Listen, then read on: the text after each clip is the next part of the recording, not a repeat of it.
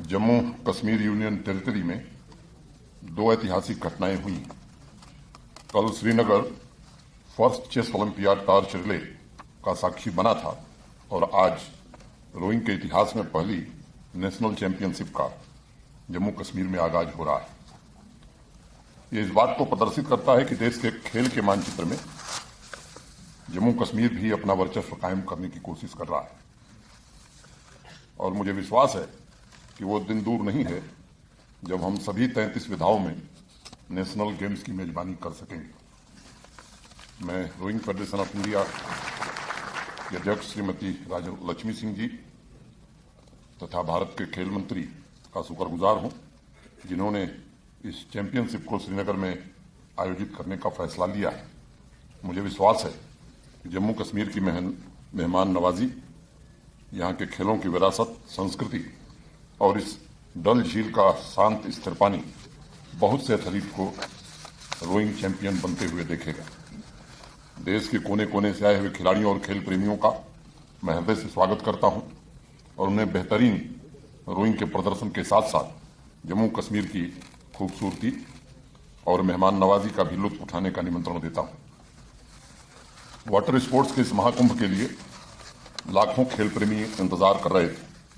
जल तरंगों पर खेल की उत्कृष्टता का जश्न, मानवीय शौर्य, स्किल तथा धैर्य का यह उत्सव सभी खिलाड़ियों में साहस और चैंपियन की भावना का भी निर्माण करेगा, ऐसी मेरी कामना है। साथियों, हमारे देश की सभ्यता नदियों, झीलों के किनारे पनपी और विकसित भी हुई। इंसान और नदियों का आत्मीय संबंध अनेक चुनौतियों के बावजूद लगातार विकसित हुआ है और आज भी इस सांस्कृतिक विरासत को आधुनिक परिप्रेक्ष्य में संरक्षित रखने और विकास के नए आयाम स्थापित करने की जद्दोजहद चल रही है। खेल के रूप में रोइंग का स्वरूप बहुत बाद में आया है, लेकिन नदियों तथा झीलों की धरती जम्मू कश्मीर में नाव से यात्रा, नाव पर बाजार, नाव से ट्रांसपोर्टेशन का सिस्टम सदियों पुराना है। एक बड़ी आबादी, चाहे बच्चे हों, युवा हों, महिलाएं हों, बुजुर्ग हों, इनके जीवन में नदियों का और झीलों का बड़ा महत्वपूर्ण योगदान रहा है और ये इनके जीवन के अभिन्न अंग भी रहे हैं। हाथ में पतवार लिए छोटी सी नाव पर सब्जियां और फूल ले जाते हुए चित्र जम्मू कश्मीर तथा भारत के लिए बहुत ही सामान्य बात रही। जीवन का अभिन्न अंग होने के बावजूद जब नौका दौड़ के आधुनिक स्वरूप रोइंग तथा उसमें भी स्कलिंग तथा स्वीप रोइंग की प्रतिस्पर्धा शुरू हुई तो किन्हीं कारणों से हम बहुत पीछे रह गए।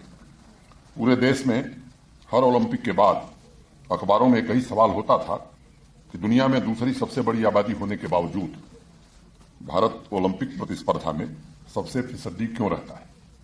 फेडरेशन पहले भी थे, योग्य खिलाड़ी भी थे। मैं समझता हूं कि ये एक विचारणीय प्रश्न है जिस पर सबको विचार करना चाहिए।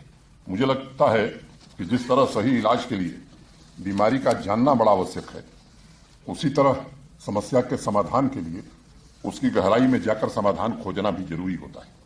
आबादी, संसाधन सब कुछ होने के बावजूद हमारे पास खेल की संस्कृति, स्पोर्ट्स कल्चर, ये कहीं न कहीं कमी दिखती थी। समाज में लोग अपने बच्चे को इंजीनियर, डॉक्टर, चार्टर्ड अकाउंटेंट बनाना पसंद करते थे, लेकिन क्रिकेट के अलावा किसी और खेल में खिलाड़ी बनाना ये उन्हें मंजूर नहीं था। एक बात मैं कहना चाहूंगा, देश भर के लोग यहाँ हैं, उत्तर प्रदेश से भी लोग आए हैं। देश का सबसे बड़ा राज्य है उत्तर प्रदेश और मैं ये बात जोर दे करके कह रहा हूं कि स्पोर्ट्स का बजट हमारा उत्तर प्रदेश से ज्यादा है। दूसरी बात, महाराष्ट्र देश का विकसित राज्य है। जो लोग महाराष्ट्र के बजट का अध्ययन किए होंगे, वहां एजुकेशन और स्पोर्ट्स मिला करके एक बजट होता है। अगर हम जम्मू कश्मीर के स्पोर्ट्स और एजुकेशन के बजट को मिला दें तो महज 47 करोड़ रुपए हमारा बजट कम है महाराष्ट्र से, जबकि हमसे आबादी महाराष्ट्र की 3 गुने 4 गुना से ज्यादा है। तो वर्तमान शासन की प्रतिबद्धता, या मैं कहूं कि वर्तमान प्रशासन की प्रतिबद्धता प्रधानमंत्री जी के नेतृत्व में स्पोर्ट्स को आगे ले जाने की है, इसलिए यह व्यवस्था की गई है। आप में से अनेक लोगों को जो जम्मू कश्मीर के हैं उनके पास आंकड़े होंगे। मुझे बताया गया है स्पोर्ट्स सेक्रेटरी के द्वारा कि पहले 18-19 तक मैदान में 1 लाख, 1.25 लाख लोग खेलते थे, पिछले साल जम्मू कश्मीर ने नया रिकॉर्ड बनाया। 17 लाख से ज्यादा नौजवान कोविड के बावजूद मैदान पर पसीना बहाने में सफल हुए और इस साल का लक्ष्य बहुत ही महत्वाकांक्षी है। 32 लाख से ज्यादा नौजवान, 30 लाख से ज्यादा नौजवान इस बार खेल की विभिन्न गतिविधियों में जम्मू कश्मीर में भाग लेंगे, ऐसा इंतजाम किया जा रहा है। आबादी हमारी 1 करोड़ 30 लाख 35 लाख होगी। 70% आबादी हमारी 35 साल से कम है, इसलिए कोशिश हो रही है स्पोर्ट्स के इंफ्रास्ट्रक्चर पर अधिक से अधिक काम किया जाए। भारत के सम्माननीय प्रधानमंत्री जी ने जो टारगेट ओलंपिक स्कीम तथा खेलो इंडिया स्कीम के माध्यम से युवा खिलाड़ियों को ओलंपिक मेडल्स के लक्ष्य को तय करने का मौका दिया है, मुझे लगता है कि जम्मू कश्मीर के युवाओं को भी उसमें आगे बढ़ चढ़ करके हिस्सा लेना होगा। पिछले साल अप्रैल में वाटर स्पोर्ट्स अकेडमी के उद्घाटन के अवसर पर मैंने एक बात कही थी कि ओलंपिक में कयाकिंग, कैनोइंग और रोइंग इन तीनों विधाओं में मेडल जीतने की पर्याप्त संभावना जम्मू कश्मीर के लिए है और हर खिलाड़ी की नजर पेरिस में होने वाले 2024 के ओलंपिक पर होनी चाहिए। नेहरू पार्क का वाटर स्पोर्ट्स सेंटर आज इन तीनों विधाओं के लिए मैं कह सकता हूं कि एक अंतर्राष्ट्रीय स्तर का इंफ्रास्ट्रक्चर बनकर के तैयार हुआ है और मुझे आप सबको बताते हुए प्रसन्नता है कि प्रतिदिन कम से कम 400 से ज्यादा बच्चे बच्चियां इस सेंटर के माध्यम से ट्रेनिंग प्राप्त कर रहे हैं।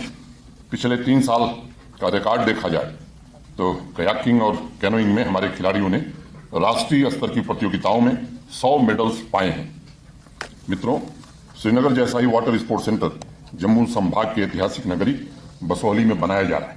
अभी मैं पूछ रहा था अपने प्रमुख सचिव स्पोर्ट्स से, तो उन्होंने कहा कि अब अंतिम चरण में है, वो भी बनकर के तैयार हो जाएगा। अत्याधुनिक संसाधन सुविधाओं से यह सुसज्जित होगा। युवा बच्चे बच्चियों को अपनी प्रतिभा निखारने का, तराशने का समान अवसर मिले, इसके लिए सीनियर लेवल पर हम सुनिश्चित कर रहे हैं कि टैलेंट डेवलपमेंट प्रोग्राम में 50% भागीदारी हमारी बच्चियों की हो और उन्हें वही सुविधाएं मिलें जो स्लोवाकिया, जर्मनी या इंग्लैंड के खिलाड़ियों को मिलती हैं। और समय आ गया है कि हम दुनिया के खेल के मैदानों में अपने टैलेंट, अपने दमखम को साबित करें। इस साल जम्मू कश्मीर में 1 दर्जन से ज्यादा राष्ट्रीय स्तर की प्रतियोगिता का आयोजन हो रहा है।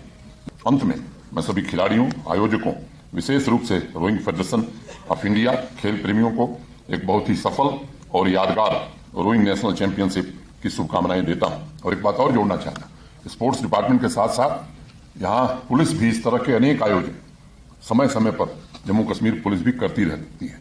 तो मैं कहूं कि एक तरह से पूरा प्रशासन, स्पोर्ट्स डिपार्टमेंट और काउंसिल तो अपना काम करती ही है, पुलिस प्रशासन हो या सिविल एडमिन, ये दोनों मिल करके स्पोर्ट्स की गतिविधियों को ज्यादा से ज्यादा नौजवानों तक पहुंचाने की कोशिश कर रहे हैं। अंत में दुष्यंत कुमार की 2 पंक्तियां कह के अपनी बात खत्म करूंगा। ये जो सहतीर है पलकों पे उठा लो यारो, ये जो सहतीर है पलकों पे उठा लो यारो, अब कोई ऐसा तरीका भी निकालो यारो, कौन कहता है कि आसमां में सुराग हो नहीं सकता, एक पत्थर तो तबीयत से उछालो यारो, एक पत्थर तो तबीयत से उछालो यारो। बहुत बहुत धन्यवाद। जय हिंद, जय भारत।